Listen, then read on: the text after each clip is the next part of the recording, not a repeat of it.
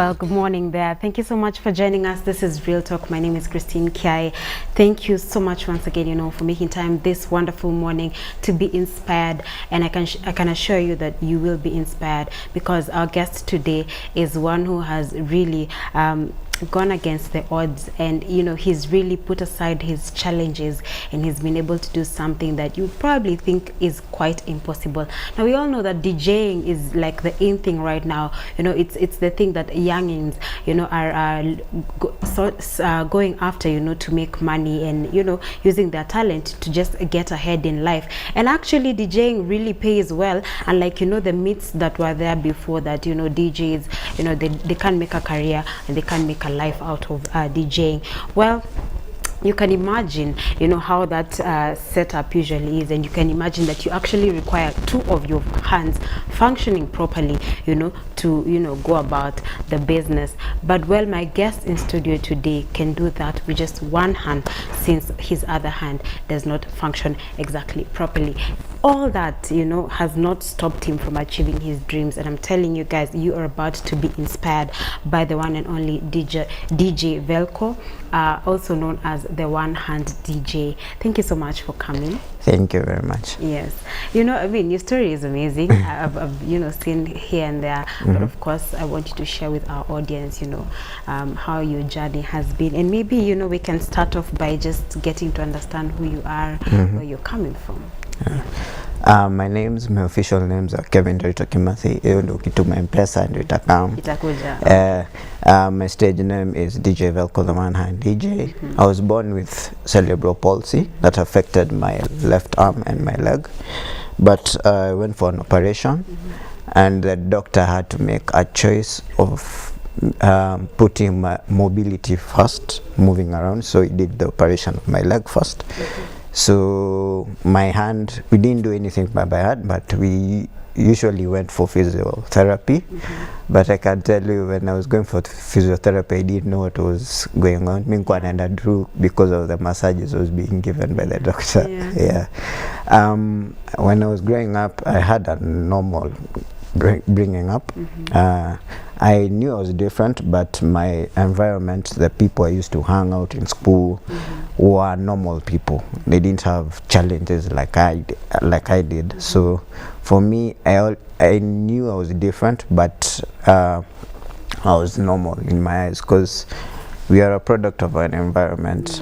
So I had great friends who used to encourage me. By the way, I used to just tell them I was born like this. It's until 2015, actually, I knew my condition was cerebral palsy. And that's after I went for a checkup with my dad, and I read the brief. All right. So it affected your left side? Yeah. Your entire left side? Yeah, my hand and my leg. Yeah. So you got your leg sorted out through physiotherapy? Not really. It just straightened up, but when I'm walking, you can actually see I'm limping. Yeah. All right. So you're saying your environment didn't really make you feel like there's something wrong with you? The people around you in school, at home, they're always encouraging, they're always... Yeah, because even them, they didn't know that I had cerebral palsy. They just knew nilizaliwa tu hivyo. Even them, they didn't know.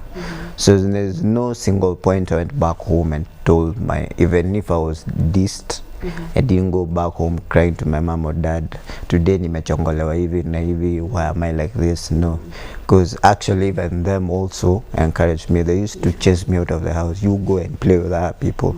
So they encouraged me. They didn't put me down. They didn't even tell me. Even them, they didn't tell me.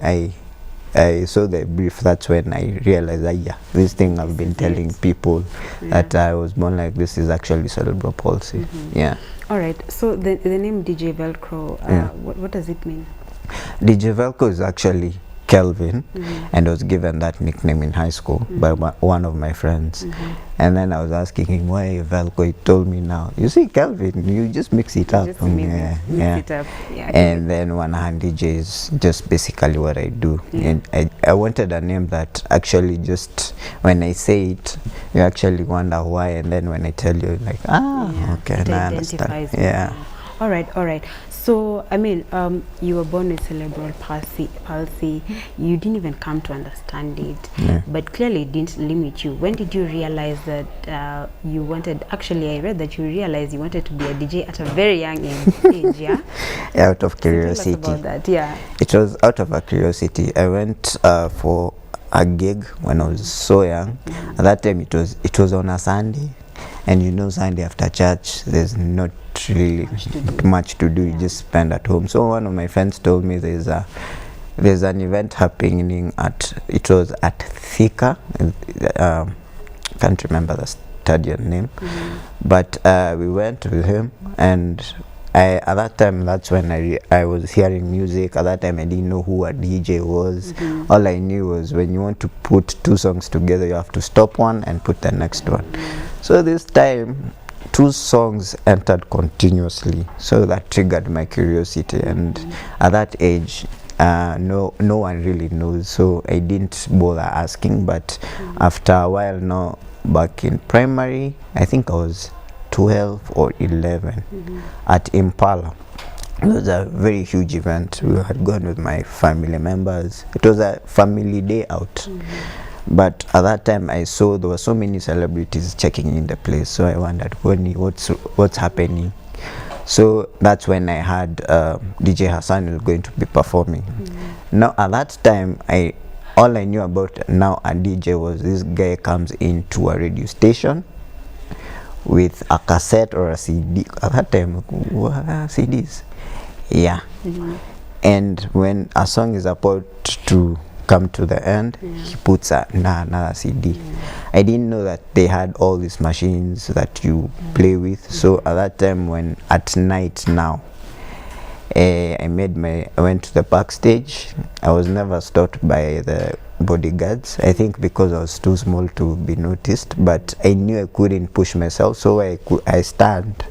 I saw, now I could see what he was doing, so I saw all these machines, and that's when I said, one day, one time, I'll come to learn how to DJ.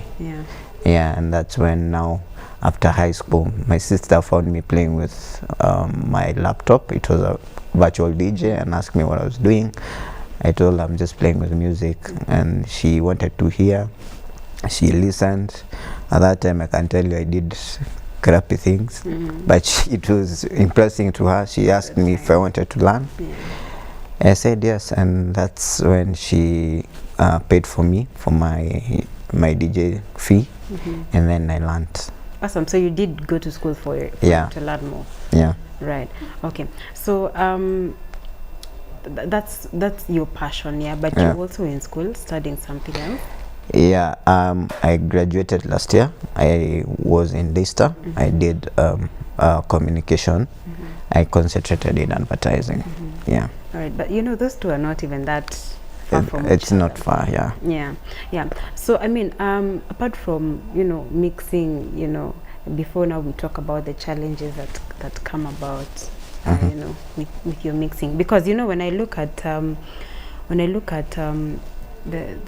what do you call them, the turntables? The turntables. The turntables. You know, myself, I'm like, these are so many buttons. Oh God. So how do you then do it with one hand? I cannot do it with 2 hands. First of all, when I was learning, it was very difficult, because at that time when I was learning, I wasn't told there's a certain trick I use. It's called double flipping. I wasn't taught that one. That I saw it on YouTube. Thank God for YouTube. And now I saw another friend of mine using it, so that's when I learned how to now use it and practice. But before then, it was very challenging, because you have 2 songs, you have to mix them both.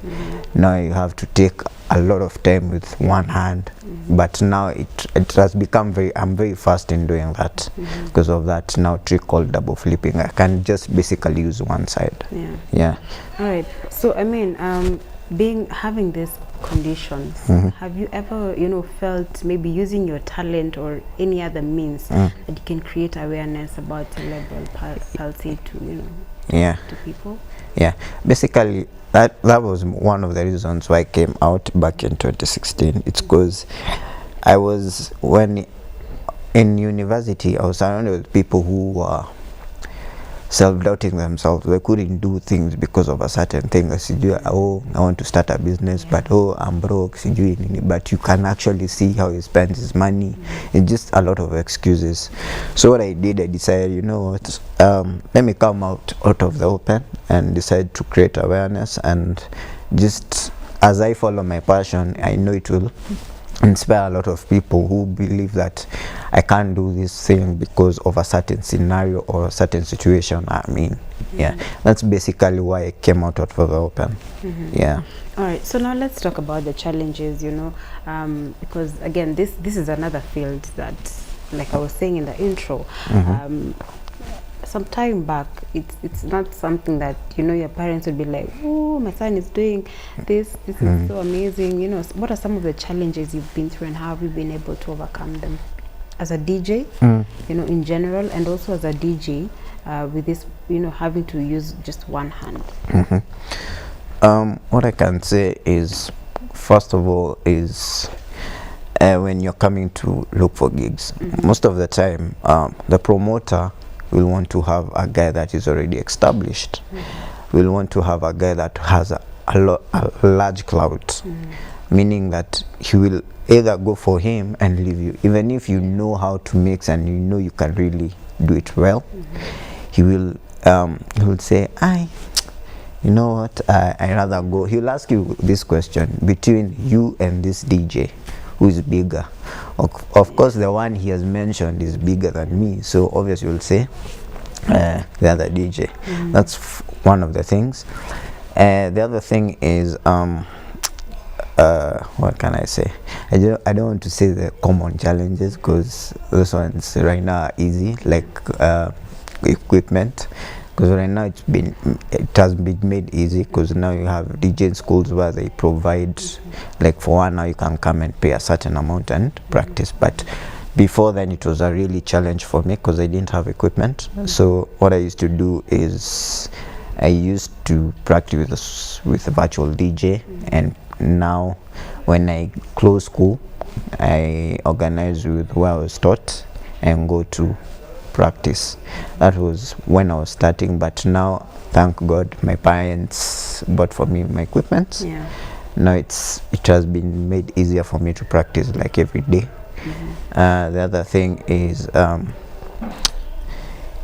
saa zingine watu hukuwa na hii design ati because of you're trying to come up, they want to promote you, but they don't want to even cater for transport. We're giving you a platform, but in order for me to come for that platform, you have to consider, even if you're not paying me in terms of my performance fee, at least cater for transport. Yeah, sometimes those are the biggest challenges. Even right now, you'll find, even sometimes you'll get a person who will come and tell me, I'm giving you a platform, and sometimes I'm like, a platform in which, because right now what I do is, if you come with that mentality, I'm giving you a platform, I have to check which kind of platform are you giving me.